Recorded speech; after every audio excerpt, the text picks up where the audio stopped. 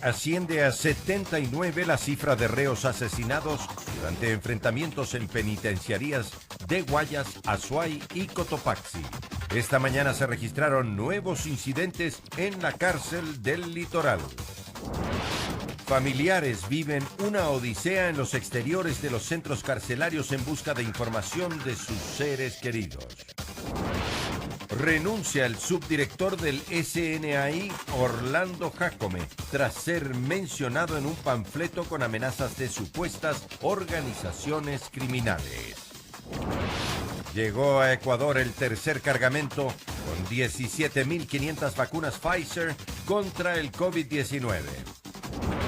Fiscalía y policía detuvieron a 2 generales y 2 exfuncionarios por presunto peculado en el caso Ispol. Jacobo Bucaram dejará la cárcel 4 en Quito y permanecerá en arresto domiciliario en Guayaquil.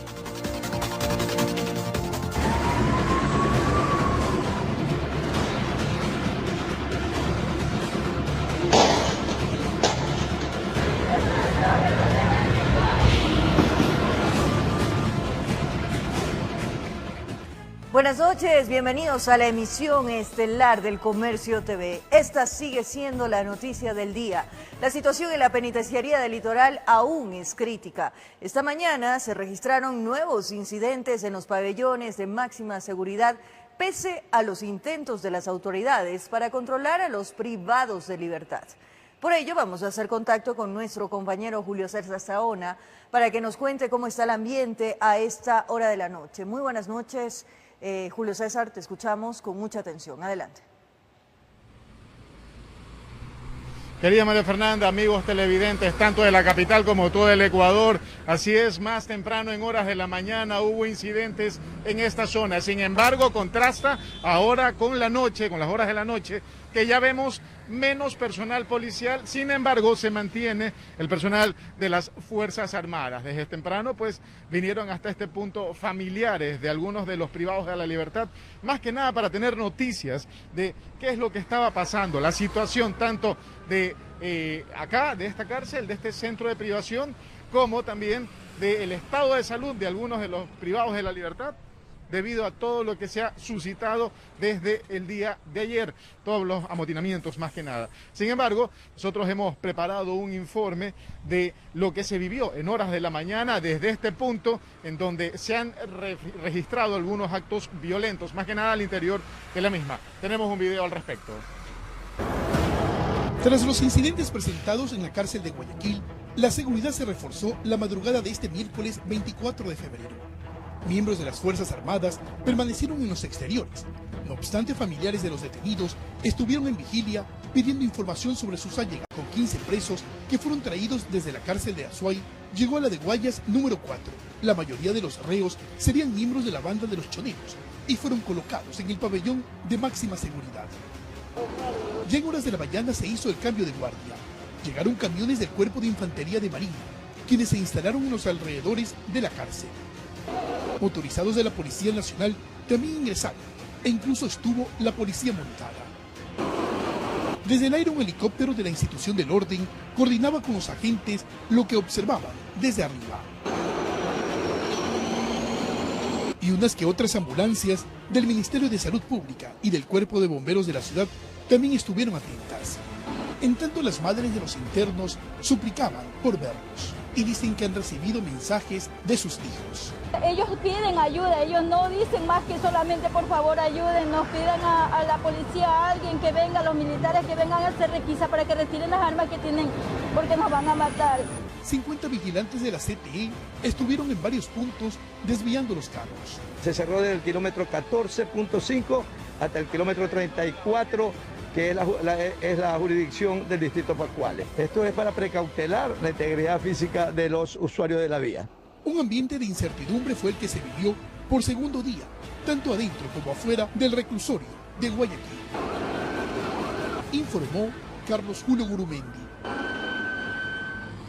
Continuamos con más información. Recordemos que también durante horas de la tarde, a partir de las 17 horas, hubo un fuerte contingente policial, el cual ingresó, según todavía no nos han confirmado las autoridades, el movimiento que hicieron, y es que se trató de un operativo que se llevó a cabo al interior, esto para cambiar algunos privados de la libertad de pabellones. Esto, lógicamente, se tendrá que confirmar por parte de la autoridad más adelante en las siguientes horas. Sin embargo, otro de los puntos que también concentró a gran cantidad de familiares de personas privadas de la libertad fue el centro, el edificio de ciencias forenses, la morgue de Guayaquil, en donde muchas personas llegaron más que nada para saber si es que el cadáver de quizás un familiar esté precisamente en este punto. Para eso les hemos preparado un reportaje al respecto.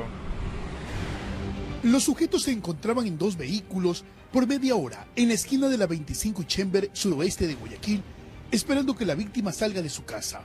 Al no salir se acercaron, lo llamaron y le propinaron 13 impactos de bala. Una mini UCI me dicen que ha sido, que abrieron esa puerta de ahí para llamarlo y lo han llamado Sammy, que ni causa. Llegaron a la altura del corazón, cabeza, nuca, pulmones, tiene todo. Mi hermano está vivo, debatiéndose entre la vida y la muerte, amigo. Claro, mi hermano tiene 13 impactos de bala. Moradores del sector vieron todo lo acontecido. El carro negro lo recogió aquí en el local. Lo que el man se va a subir, yo le dije, cógelo, ¿a quién mataste, asesino? ¿A quién mataste? Porque había un niño. Bueno, hay que recordar una cosa, son 79 muertos, es lo que ha asegurado la autoridad, que se han registrado en los amotinamientos de las distintas cárceles. Por acá son 37 específicamente en Guayaquil. Acá se mantiene todavía el resguardo por parte de las Fuerzas Armadas y todavía también existe la fuerza policial al interior del centro penitenciario acá en la ciudad de Guayaquil, zona 8. Es lo que podemos informar hasta esta hora. Le damos paso a estudios. María Fernanda, tú tienes más información. Buenas noches. Gracias, Julio César. Todo el Ecuador estamos pendientes de las novedades y cuáles son los nuevos datos dados por las autoridades. Te agradecemos por este informe desde la ciudad de Guayaquil. Y el cartel Nueva Generación, que agrupa a 4 organizaciones delictivas, hizo llegar a varios medios de comunicación un panfleto donde piden la muerte de quienes consideran autores intelectuales de la masacre registrada en los 3 centros de rehabilitación social. Era la medianoche de este miércoles 24 de febrero, como se puede observar en las imágenes de las cámaras de seguridad externas del medio de comunicación. Una motocicleta conducida por un hombre se acerca hasta la garita. Sin identificarse, pide que le abran la puerta. Sin embargo, por medidas de seguridad, el guardia a cargo no lo hace, hasta indagar de quién se trata. Ante ello, el sujeto lanza los panfletos a la calle. Sube al vehículo liviano y se va. Otra motocicleta lo sigue. El mensaje es suscrito por el cartel Nueva Generación, compuesto por las bandas de antisociales, Los Tiguerones, Lobos, ANGS y Che Killers, pidiendo a la Policía Nacional y a los medios de comunicación la muerte de Junior, Fito y Javi, a quienes mencionan como líderes de la banda de los Águilas. En otro párrafo nombran al coronel Orlando Jácome, quien se desempeñaba como subdirector del SENAI. En el texto exigían su salida, amenazándolo de muerte. Jácome renunció la mañana de este miércoles. Asimismo, resaltan que si las autoridades hacen caso omiso a su comunicado, se darán más muertes en las calles del país. El mismo oficio llegó a otro medio de comunicación, ubicado también en Guayaquil, y informó Maite Morán. El coronel Orlando Jácome presentó la renuncia a su cargo como subdirector de rehabilitación del SNAI, mientras que circulan videos de PPLs que lo acusan de irregularidades al interior de los centros carcelarios. Somos el grupo de choneros. Este video fue difundido por un grupo de PPLs pertenecientes a la organización delictiva denominada Los Choneros, en el que se desvinculan de los asesinatos perpetrados este martes en los centros de rehabilitación del país. Dejamos claro que los únicos responsables de estas acciones son los llamados lobos y también por los tiguerones.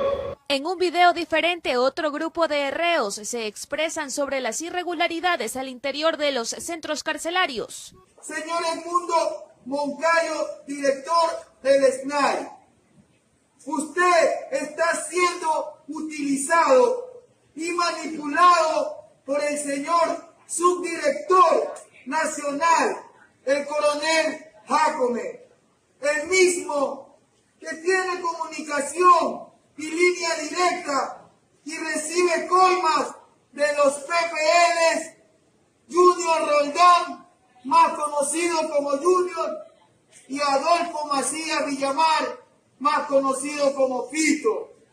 Lo mismo que son los causantes. De su lado, Orlando Jácome renunció a su cargo de subdirector técnico de rehabilitación social. En una carta explica que ante esta situación y las amenazas contra él, su renuncia es irrevocable para que otra persona pueda hacer un mejor trabajo y de esta manera demostrar que él no tiene favoritismo con ninguna agrupación de privados de libertad, señaló. Mientras que la Fiscalía investiga los hechos violentos que dejaron como saldo hasta la mañana de este miércoles 79 presos fallecidos en Azuay, Guayas y Cotopaxi. El equipo de la institución en Azuay efectuó el levantamiento de 33 cadáveres que corresponden a internos del pabellón de Máxima Especial Tomebamba, 18 de los cuales se encuentran desmembrados. En Guayas, la Fiscalía Provincial inició una investigación de oficio por estas muertes durante los enfrentamientos entre bandas delictivas. Aquí se calculan 37 reclusos fallecidos y una docena de personas heridas entre PPLs y policías. Además, se dispuso orden de prisión preventiva, ahora por el delito de asesinato, contra el ya privado de libertad Javier Joel F., quien permanece en el pabellón de mediana seguridad con las previsiones de ley. Debido a la amenaza latente, el contraalmirante Alejandro Villasís, de Operaciones Navales, explicó que aproximadamente 350 militares brindaron su contingente al SNAI y a la Policía Nacional en los exteriores de los recintos carcelarios. Pusimos un equipo de combate ribereño en el río, por si acaso, porque del muro hacia el río habrá unos 200 metros de vegetación, manglares. Entonces nuestra misión es apoyar a la Policía Nacional, 1, y 2, contener a las personas privadas de libertad si hubieran superado a la policía y quieran saltar los muros, contener y detener para evitar que se produzca una fuga masiva. Informó Adriana Peralta. Un nuevo fallecido se registró este miércoles en el Centro de Rehabilitación de Cotopaxi. Ninguna autoridad ha informado si es producto del amotinamiento del pasado martes o por otras circunstancias. Veamos. Luego del amotinamiento en el Centro de Rehabilitación Sierra Centro Norte en Cotopaxi, donde 8 privados de la libertad del pabellón de máxima seguridad fallecieron, este día miércoles 24 de febrero, desde los exteriores se apreciaba total normalidad. En la mañana, familiares de los PPLs fallecidos realizaron los trámites de ley para retirar los cuerpos. En horas de la tarde se confirmó que existía una persona más fallecida en el interior del centro de rehabilitación. Las causas del deceso aún se desconocen si es por el amotinamiento u otra causa. Se buscó la información de las autoridades, pero no se tuvo ninguna respuesta. El centro de rehabilitación continúa con el control policial tanto interno y externo para evitar desmanes, informó Natalie Guerrero. Además, autoridades de Cuenca rechazaron los actos de violencia en la cárcel El Turi de Cuenca y piden que se traslade a los reos de alta peligrosidad a las cárceles nacionales. Además, solicita que se reintegre el COSEPE para que los militares tengan el control de las penitenciarías. La revuelta que cobró la vida de 33 PPL en los hechos ocurridos dentro del CRS Turi de la ciudad de Cuenca fue el acto que provocó el rechazo de las autoridades locales. El fiscal provincial calificó de horroroso lo sucedido. Esta situación es la expresión máxima de barbarie porque las condiciones como fueron quitado su vida hace pensar mucho. Las expresiones del fiscal obedecen a la crueldad de cómo fueron asesinados los privados de la libertad. Estamos hablando de 18 personas que fueron decapitadas, ¿no? Por lo tanto, dice que iniciará inmediatamente una prolija investigación. Hemos conformado un equipo justamente para recabar todos los elementos de convicción que nos permitan en un momento dado dar una respuesta de este hecho lamentable. Mientras tanto, el alcalde de la urbe Morlaca, frente a la masacre dada en el CRS Turi, enérgica y públicamente hizo varias peticiones a las autoridades nacionales. Que se trasladen todos los presos de alta peligrosidad a las cárceles que fueron creadas para ello. Segundo, efectivamente que esta cárcel sea para lo que fue concebido, para las personas privadas de libertad de Azuay, Cañar y Morona, Santiago. Y para estar seguro del cumplimiento del segundo punto, solicitará la lista de los PPL que se queden en este centro. Para evidenciar la procedencia de cada uno de ellos. Además, convocó a los nuevos asambleístas a recuperar el COSEPE, Consejo de Seguridad para el Ecuador, organismo que permitiría que las Fuerzas Armadas tengan el ámbito legal que les permita intervenir. El día de ayer pudimos evidenciar que las Fuerzas Armadas se limitaron únicamente a la periferia porque no tienen la base y el elemento jurídico. Desde la ciudad de Cuenca informó Francisco Ramírez. El presidente de la República, Lenín Moreno, se pronunció sobre la situación de las cárceles del país y los altos niveles de violencia en los mismos. Señaló que detrás de todo esto está el narcotráfico. Ecuatoriano. El presidente Lenín Moreno se pronunció sobre los amotinamientos ocurridos en 4 cárceles del país. No se utilizó elementos letales para recuperar la paz en estos centros penitenciarios. Eso fue un exterminio entre bandas delincuenciales. El mandatario dio respuestas sobre la situación de dichos centros de privación de la libertad. En el año 2007 había 9.000 personas privadas de libertad. Hoy suman casi 40.000. La lucha frontal de este gobierno frente al delito ha resultado en un mayor número de delincuentes que han sido apresados. Esto disparó el hacinamiento y volvió insostenible el actual sistema penitenciario. Entre otros puntos, se refirió a la capacidad que tienen las cárceles aquí en el Ecuador. Cuando la lógica internacional lleva a construir centros reducidos de reclusión para posibilitar mayor control, acá se construyeron megacentros carcelarios para 15.000 personas cada uno en los que fácilmente se dispersa el control. El mandatario reconoció que el modelo y la normativa legal son deficientes y agregó que a esto se suma la falta de recursos económicos y personal, por lo que se ordenó lo siguiente. He dispuesto al Ministerio de Finanzas destinar el presupuesto necesario para enfrentar este problema. A criterio del presidente, lo que ocurrió en las cárceles no es casualidad. Fue organizado desde el exterior de las cárceles e internamente orquestado por quienes se disputan el liderazgo y el tráfico de drogas en todo el territorio nacional. No es casual que en el 2008 se haya desmantelado la base de Manta. No es casual. Aseguró que los sucesos están bajo investigación y que se ha activado el puesto de mando unificado y declarado zonas de máxima alerta a los centros penitenciarios para recuperar el control. Las Fuerzas Armadas apoyarán con el control de armas, explosivos y municiones en el perímetro externo de los centros de rehabilitación social durante las 24 horas del día y por el tiempo que sea necesario. Además, el presidente indicó que expondrá la situación en la Convención de Prosur. Solicitaré apoyo internacional para combatir este problema de crimen organizado que tiene presencia regional. Informó Valeria Navarro. La Corte Constitucional cuestionó la falta de acción por parte del Estado para atender la situación carcelaria. Además, manifiesta su preocupación por la falta de seguridad y control en los centros de privación de libertad. Fue mediante este documento que la Corte Constitucional se mostró preocupada por la situación carcelaria en el país, que tras los amotinamientos dejó 79 reos muertos. Es así que la institución reaccionó ante las declaraciones del director del Servicio Nacional de Atención a Personas Privadas de la Libertad, SNAI, Edmundo Moncayo. Nosotros hemos presentado a la Corte Constitucional un plan a fin de que exista definitivamente una vez por todas la solución a este problema penitenciario. Así es, Moncayo sostuvo que se ha presentado un plan de acción ante la Corte, misma que a través de este documento señaló que estima necesario aclarar que en el dictamen de constitucionalidad de la Declaratoria de Estado de Excepción de 2020 se dispuso al Gobierno Nacional elabore y ejecute un plan de acción a mediano y largo plazo para afrontar la crisis en el sistema carcelario mediante el régimen ordinario. Además, señala que el diseño, aprobación y ejecución oportuna del mencionado plan es de exclusiva y entera responsabilidad de los órganos competentes de la política pública del sistema de rehabilitación social.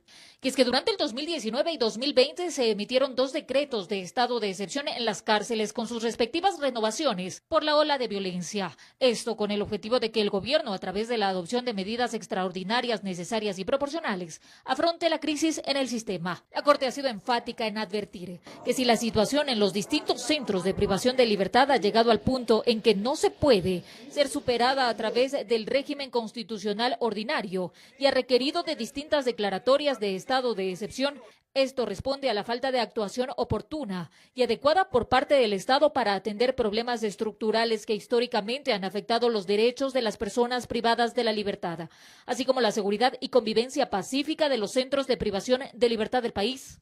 Más abajo de la misiva indican, la Corte manifiesta su preocupación por la falta de seguridad y control en los centros de privación de libertad. Además, la Corte demanda de las autoridades competentes la elaboración de medidas pertinentes para lograr el control de seguridad en los centros de privación de la libertad, así como la investigación, determinación de responsabilidades por acción u omisión y eventual sanción de los responsables de los hechos ocurridos, informó Marilyn Jaramillo.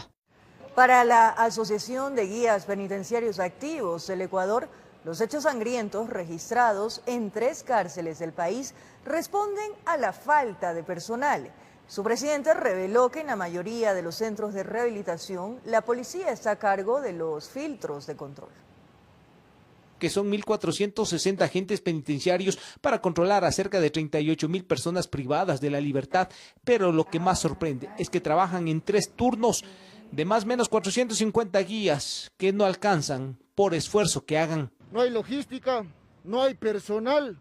Otro de los factores, según el presidente de la Asociación de Guías, son las personas que están al frente de las cárceles, directores que no tienen experiencia en el manejo de los centros penitenciarios, y la crítica alcanza al titular de la SNAI, un general de policía en servicio pasivo. Debería tener experiencia y debería manejarse con la coordinación de nosotros que estamos en los centros de rehabilitación social. No disponer como se les ocurra, quitar, poner, sacar. Están encargados de la seguridad interna, que su trabajo lo hacen armados de valor y del peso de la palabra. Responsabilizaron a la policía de permitir el ingreso de artículos como celulares, armas, droga, licor. Según Ordóñez, los uniformados están encargados de los filtros y chequeos en la mayoría de las cárceles.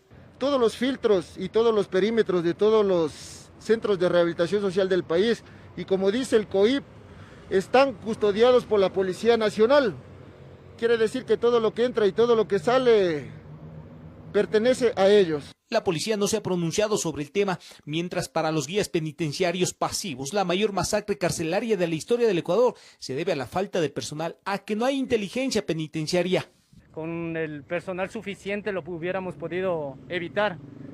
Con la inteligencia penitenciaria real que existiría o que debería existir, lo pudiéramos haber evitado. Ya son 79 los muertos, unos fueron descuartizados, otros degollados, unos cuantos incinerados, les cayeron con machete, puñal, palos, fierros, un verdadero horror terrenal. En la regional de Guayaquil, 36 fallecidos, Cotopaxi 8, el Turi Azuay 34. Según el SNAI, esto se venía a venir. Todo respondería al asesinato de alias Rasquiña. Esperábamos una reacción inmediata, sin embargo la reacción ha demorado. En Quito informó Iván Casamen. La brutal masacre de reos en las cárceles del país ha dado la vuelta al mundo. Varios organismos internacionales exhortan al gobierno ecuatoriano a atender la crisis penitenciaria y tomar el control de las prisiones. Coinciden en que el Estado debe garantizar los derechos humanos de los reclusos. Cuidado, viejo, cuidado. La masacre ocurrida este martes en 4 cárceles del país despertó la preocupación e indignación de varios actores sociales en todo el mundo.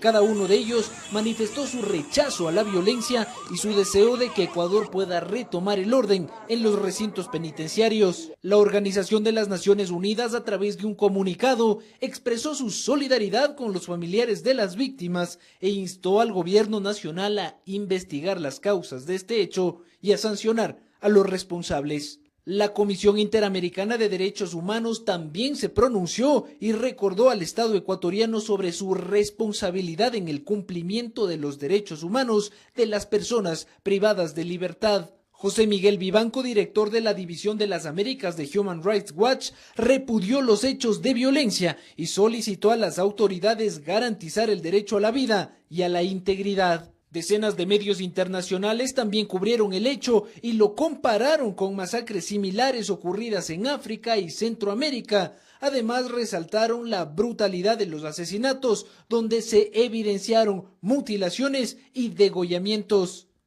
En Quito informó Álvaro Terán. La precariedad con la que viven los reos en las cárceles del país evidencia una ola de violencia que hasta el momento deja 79 muertos. Expertos coinciden en que la crisis del sistema penitenciario es una cadena de errores que deben ser solucionados por el Estado. Condenados, esa es la palabra que con mayor precisión se podría definir a quienes se encuentran en las cárceles de este país. Para expertos en seguridad y derechos humanos, los internos de las penitenciarías están destinados a vivir la precariedad en su máxima expresión. Y es que en aquellos lugares donde no existe control ni vigilancia, el infierno puede parecer un lugar inofensivo. Se pidió al coronel que apaguen la luz porque estaban con motosierras queriendo entrar. Ellos estaban escudando en su pabellón para evitar que les maten. Ya acabamos de tener información de que ya todos están muertos. En el país existen alrededor de 38.000 internos distribuidos en 36 cárceles localizadas en 20 de las 24 provincias del Ecuador. La infraestructura penitenciaria puede abastecer como máximo a 21.000 privados de libertad, pero la inseguridad y la reincidencia han saturado las cárceles con 17.000 internos adicionales, quienes son custodiados por apenas 1.400 guías penitenciarios. Tenemos un SNAI, una Secretaría de Privados de Libertad que carece de todo. No es una institución fuerte del sistema penitenciario, es una institución completamente débil, en donde tiene un déficit de más del 70% de guías penitenciarios. A decir del exministro de Gobierno, Mauricio Gándara, la seguridad nacional debe precautelarse de forma integral, es decir, implementando estrategias donde se muestre voluntad política por combatir a organizaciones criminales. Para combatirlas es hacia afuera de las cárceles, no solo adentro.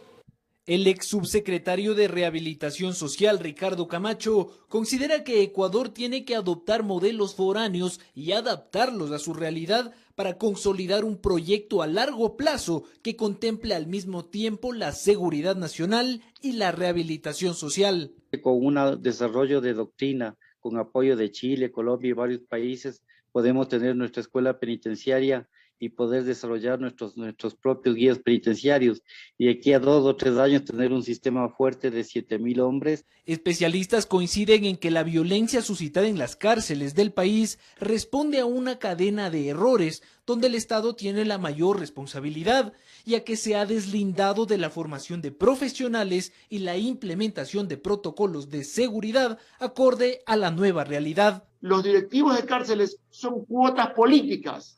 Son personas que van con total desconocimiento, que no tienen una carrera y que tienen un total nerviosismo. Las cárceles dicen mucho de la situación de un país.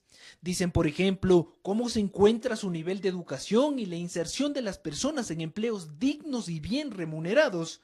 Dicen también si su sistema judicial funciona correctamente. Al parecer, la masacre de este martes nos deja mucho por reflexionar como nación. En Quito informó Álvaro Terán. Más adelante llegó a Ecuador el tercer cargamento con 17.500 vacunas Pfizer contra el COVID-19. Los detalles en breves minutos. De regreso en el Comercio TV, gracias por su sintonía. 17.500 dosis correspondientes al tercer lote de vacunas Pfizer llegaron al país, con las que se dará continuidad al proceso de inmunización al personal sanitario y a los adultos mayores de los centros gerontológicos. En marzo iniciará la vacunación a grupos estratégicos. Un nuevo lote de vacunas llegó al país este miércoles. Es el tercer cargamento con 17.500 dosis de la farmacéutica Pfizer. En el aeropuerto Mariscal Sucre de Quito se desplegó un equipo logístico para el desembarque. Ahí se realiza el desembarque de las vacunas por parte de las empresas que dan servicio en rampa a las aeronaves. Se entrega inmediatamente a Tabacarcén, que es el centro logístico de carga, y allí se entregan a aduana. Aduana hace el proceso rápido de desaduanización.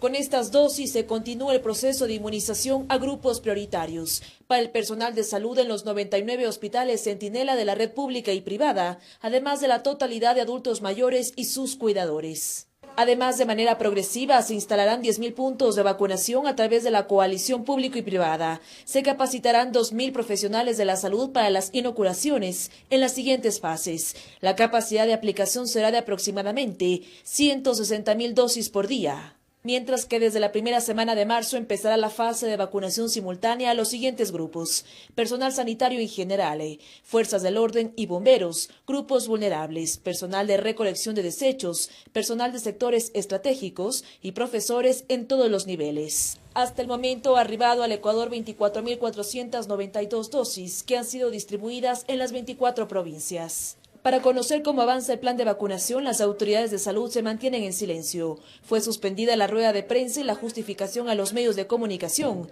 es que se instaló una mesa técnica por la situación carcelaria. Informó Priscila Cadena. Solo 3 municipios del país contarían con los recursos para importar vacunas contra el COVID-19. Otras localidades tendrían que esperar la distribución de dosis del Ministerio de Salud. Los gobiernos autónomos esperan los lineamientos del gobierno para las negociaciones. Luego de que el gobierno dio luz verde a municipios y empresas privadas para la importación de vacunas contra el COVID-19, solo Quito, Guayaquil y Cuenca contarían con los recursos y con un equipo técnico para la compra inmediata. Los alcaldes de las grandes ciudades tienen un equipo técnico muy capacitado.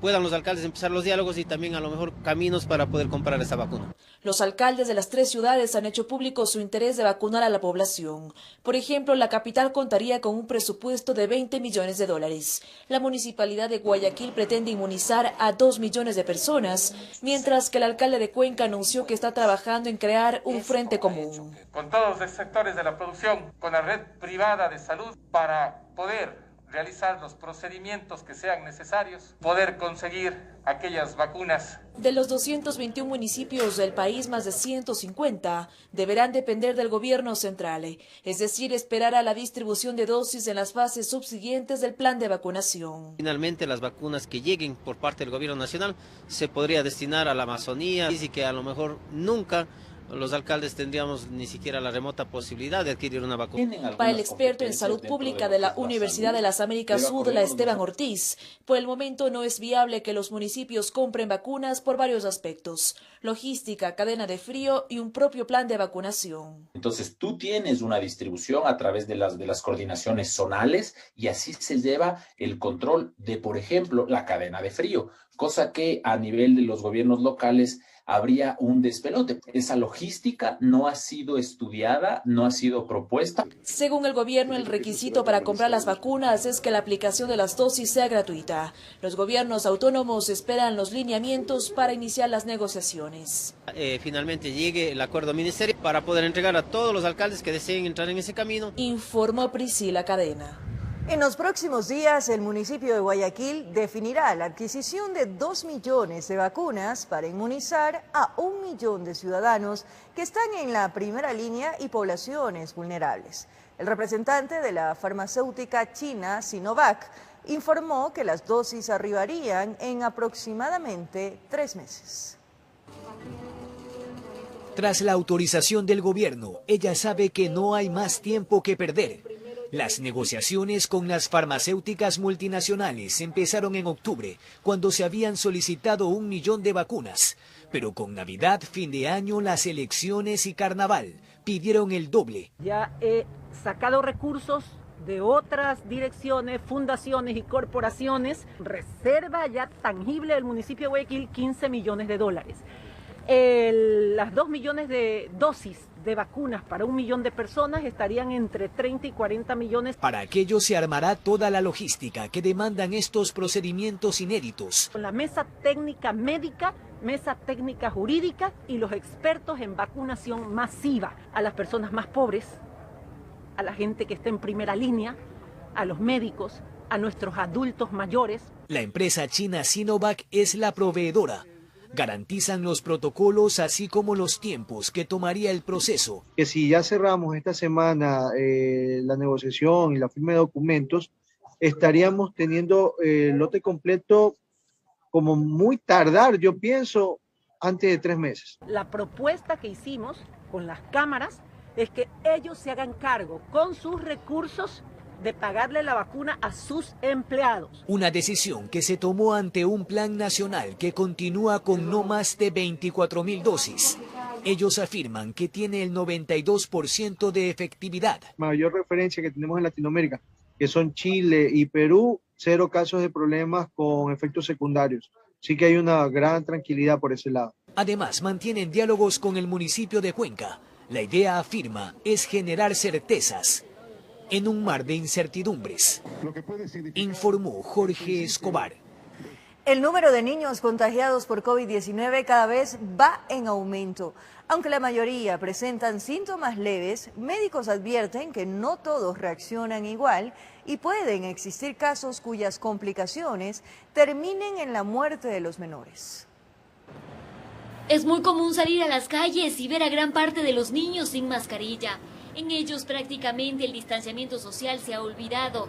Pequeños descuidos suficientes para que se contagien de coronavirus. En los últimos meses el aumento de casos pediátricos ha encendido las alarmas. Según la Federación de Médicos de Pichincha, en esta provincia el 2,5% de los contagios corresponderían a este grupo de la población. Esto quiere decir que tenemos alrededor de 3.000 y algo más niños que están infectados en COVID. Son cifras que aparentemente son bajas, pero que denotan una situación no real. ¿Por qué? Porque tenemos miles de niños que se están infectando en la provincia de Pichincha. No real porque la mayoría no presenta sintomatología y se convierten en transmisores del virus.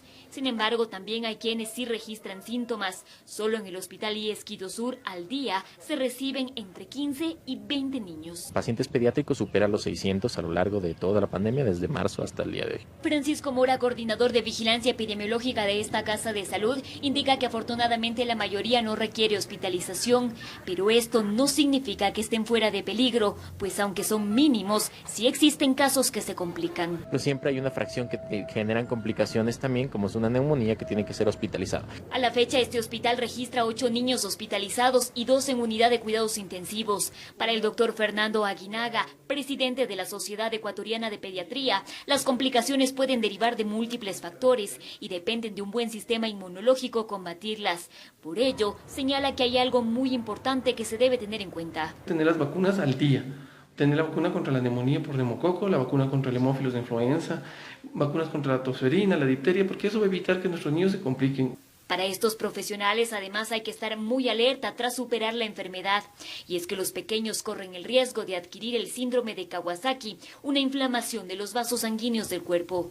Entonces, pasadas de 2 a 3 semanas hay que tener en cuenta que puede ser que el cuerpo del pequeño se encuentre totalmente sensibilizado y genere reacciones inmunológicas mucho más severas del usual y puede generar este síndrome. No hay cómo prevenir, hay que estar en controles médicos. Esto no es lo peor, pues señalan que este síndrome puede dejar como resultado otros problemas. Y uno de los criterios diagnósticos es cuando hacen el eco del corazón y vemos que está alterado una válvula del corazón o las arterias coronarias del corazón. Y a su vez también pueden alterar los riñones, pueden alterar los pulmones, el hígado, etc. Por eso es importante un diagnóstico temprano. Por todo ello exhortan a no confiarse y no descuidar las medidas de bioseguridad en los niños, ya que también existe el riesgo de mortalidad. Han fallecido más de 10 pediátricos desde que inició la pandemia al día de hoy. En Quito informó Adriana Rojas.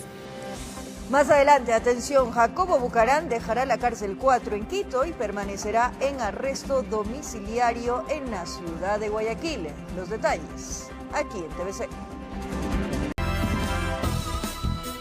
Como lo anunciamos, un juez aceptó el habeas corpus solicitado por Jacobo Bucarán. Al procesado no se le revocará la prisión preventiva, pero deberá cumplir arresto domiciliario en la ciudad de Guayaquil. Esto por una condición médica. El hijo del expresidente Abdalá Bucaram, Jacobo Bucaram Puley, se irá a su casa en la Kennedy Norte, en Guayaquil, y será allí donde continúe con el arresto. Esa fue la decisión del juez de la Unidad Especializada de Violencia contra la Mujer y la Familia en Quito, tras aceptar el habeas corpus solicitado por el hijo mayor del exmandatario. Es decir, el magistrado resolvió no revocar la orden de prisión preventiva que pesa sobre Bucaram Puley, pero sí resolvió que él guarde arresto domiciliario, pues presentó un habeas corpus por una supuesta vulneración de derechos, ya que mantendría una condición de salud de riesgo, que no habría sido tratada de manera correcta en la cárcel 4 de Quito, lugar donde permanece detenido, pues la decisión del juez se basaría en que en el puerto principal el procesado se encontrará en condiciones geográficas que favorecerán su estado de salud, ya que Jacobo Bucaram deberá ser estabilizado a nivel del mar. Una vez que mejore su estado de salud, este podrá regresar al centro carcelario con la respectiva vigilancia médica. Bucaram Puley fue extraditado desde Colombia e inicialmente recluido en la cárcel de La Tacunga. Sin embargo, a finales de octubre fue trasladado a la cárcel 4. Sobre él pesan procesos como delincuencia organizada, que comparte con su padre Abdallah Bucaram, 3 agentes de tránsito y el israelí Sheyman Oren, relacionada con la comercialización de insumos médicos. Informó Marilyn Jaramillo. 2 generales y 2 funcionarios del Seguro Social de la Policía Nacional fueron detenidos por su presunta participación en el delito de peculado. Durante los allanamientos ejecutados la noche de este martes en Quito, fueron detenidos 2 exdirectores del ISPOL y 2 funcionarios del Instituto de Seguridad Social de la Policía Nacional por el presunto delito de peculado, según lo confirmó la Fiscalía General del Estado en un Twitter. El actual director de la institución, general Juan Carlos Rueda, habló sobre las responsabilidades que lograron detectar. Son responsabilidades de orden administrativo, son decisiones que han tomado con los recursos de los policías, recursos que ascienden a $216 millones invertidos con la figura de reporto privado de valores, una figura que en la legislación bursátil no existe. Sobre las irregularidades encontradas en las inversiones realizadas, se refirió a los valores que faltan por recuperar. Son $693 millones que están en riesgo, pero además de esos $693 millones, tenemos $68.900.000 en cesión de derechos fiduciarios en 38 fideicomisos. Y sobre los inconvenientes que esto genera a los afiliados a la institución. Casi 80.000 familias que dependen los pensionistas. Ahora no podemos dar créditos a nuestros afiliados porque en realidad no tenemos la liquidez. Por su parte, los abogados de los detenidos consideran que el arresto de sus clientes fue ilegal. No tiene ninguna responsabilidad, puesto que él estuvo como director en el ISPOL hasta el septiembre de 2015 y supuestamente esta negociación que se hace sobre los documentos, sobre los bonos, es en diciembre de 2015, es decir, 2 meses después de lo que él ya salió. No hay peculado porque se han seguido todos los procedimientos, porque además es una obligación civil en el cual ha habido pagos parciales. Y además se puede ejecutar y se pueden recuperar esos bonos. Obviamente son inversiones de riesgo, pero más allá de eso se pueden recuperar por la vía civil las garantías. Informó Roselena Vázquez. Yacu Pérez ratificó que de no pasar a la segunda vuelta electoral, una vez evacuados los recursos legales para el recuento de votos, no apoyará ni a Guillermo Lasso ni a Andrés Arauz. En medio de pocos simpatizantes se hizo presente el candidato presidencial Yacu Pérez en los exteriores del Consejo Nacional Electoral CNE para anunciar que están en permanente vigilia y que su denuncia de supuesto fraude electoral va creciendo, sumando más de 20.000 actas que se encuentran bajo la lupa y que esperan sean tratadas en el recurso de objeción. Aspiramos que la respuesta sea positiva. Esta es una oportunidad única que tiene el Consejo Nacional Electoral de reivindicar no con Yacu Pérez, no con Pachacuti, sino sobre todo con los ecuatorianos. Porque la democracia está este rato violentada. Pachacuti, con su candidato Pérez, no pierde la esperanza de poder pasar a la segunda vuelta electoral, una vez evacuadas todas las acciones legales. Ahora estamos pidiendo que por primera vez en la historia el pueblo se sienta tranquilo de la transparencia de una institución. Sea cual sea el resultado. Sea cual sea el resultado. Si es que transparentemente se ve que el compañero Yacu no ha recibido la votación del pueblo ecuatoriano, obviamente respetaremos, pero en el marco de la transparencia y el respeto, pues, hasta aquí no hay eso. En lo que sí es tan claro es en qué pasará, si se quedan en medio camino y no pasan al balotaje. Y hoy nos ratificamos, ni sueñen que vamos a apoyarle a Lazo y a Arauz, ni sueñe, no, me ratifico. Es decir, que Arauz ha mentido porque él días anteriores dijo que ya ha tenido acercamientos con Pachacuti, que ya se ha reunido. Yo la única vez que me he visto, que le conocí al señor Arauz, es en el debate presidencial en Guayaquil. De ahí no le he visto más. ¿Y en fotos? En fotos es también poco tiempo que tenemos. No, con Arauz, ni a misa. Para este viernes tienen previsto nuevamente movilizarse a la ciudad de Quito, pues ese día está previsto que el CNE se pronuncie. Informó Héctor Romero.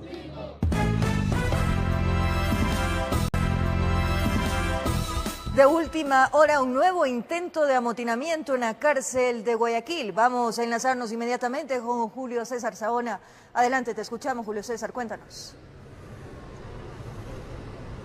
Querida María Fernanda, así es, nosotros en el Centro de Privación de Libertad Zonal 8, en donde lo que podemos ver es un despliegue de elementos de la policía en este sector. Han resguardado esta zona debido a que hasta hace pocos minutos un nuevo intento de amotinamiento, aparentemente lo tienen que confirmar todavía las autoridades, se ha tratado de dar acá en el interior de este Centro de Privación de Libertad.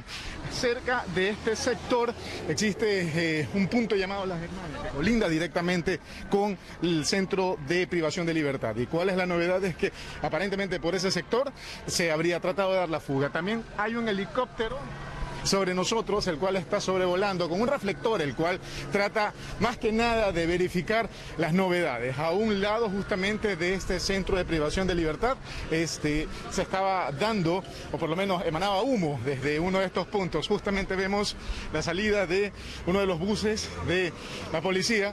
Van rápidamente más que nada a lo que tiene que ver con el sector de donde se estaría produciendo este amotinamiento, ¿no?